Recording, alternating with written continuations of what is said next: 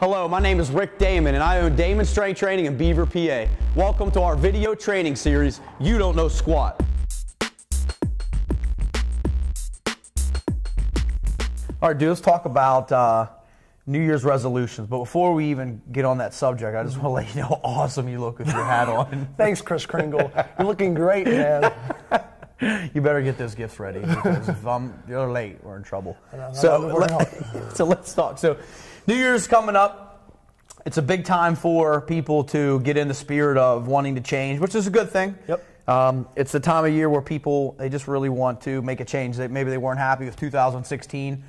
They're leaning forward to 2017 maybe being just as good as a year, if not better. Mm-hmm. And it's time to make New Year's resolutions. So talk to me about New Year's resolutions. I know that and here, like, the coaches, they really don't fall into the category, because it's kind of like what we do on a daily, monthly, yearly basis. So like, if someone asks you in here, a client, they say, Coach Dillon, I really need to do a couple things better, get here more, I need to make some New Year's resolutions, what kind of advice would you give them?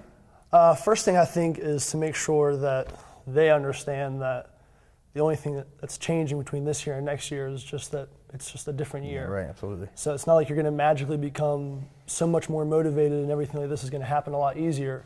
So they should just understand that their expectations should be just as they would be from any other month to month. Right. They should set their expectations, high enough that it gives them something to shoot for, but not so high that it's going to be depressing whenever they might struggle or stumble. You want them to avoid a big letdown. Exactly. They go from not doing anything to trying to train 5-6 days a week, Yep. and then eventually you start seeing the process of them. It's like they take one day off. Yep. Then they're like, I could take one day off, I deserve it. Okay, it's fine. Then they're like, well, I'm going to take this weekend off, I deserve this weekend off. Then they're like, well, I'm going to sleep in Monday. Then it's starting to slowly unravel. Like, the whole entire process starts breaking down. Then they miss a week. Yeah. Then it becomes 2 weeks. Yeah, Once it hits 2 weeks.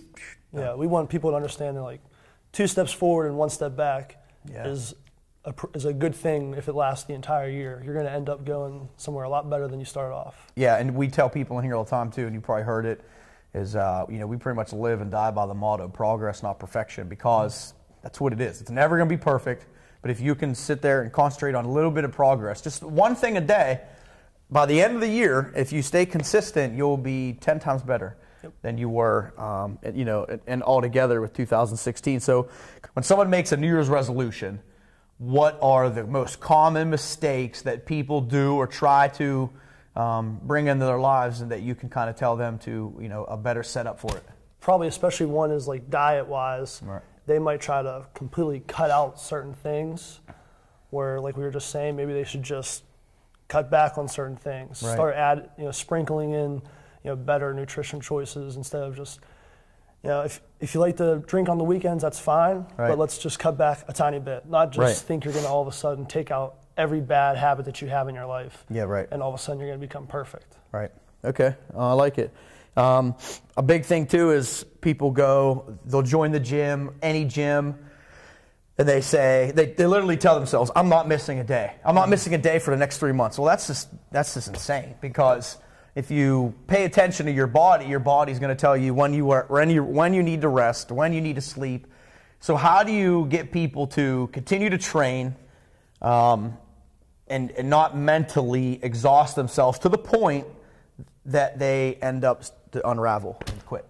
If they're looking to do a New Year's resolution, they could involve their friends or family, because that can help kind of have somebody to be held accountable. Neighbor, sister, cousin, friend, yeah. You'll be a lot more likely to get up and walk around the block or something like that if you promised your son, daughter, brother, sister that you're going to do it with them. January is the month where people join gyms or do yoga or whatever, some type of something physical to better their lives. January, February are probably the 2 hardest months of the winter, because it's cold, snow, ice, and they just don't want to, they literally don't want to get out of bed. Mm-hmm. Then evening time comes around. Evening in the winter, January, February, is dark. It's dark at 5 o'clock. Mm-hmm. They have to think about, usually by 6 o'clock, we're associating dark with bedtime.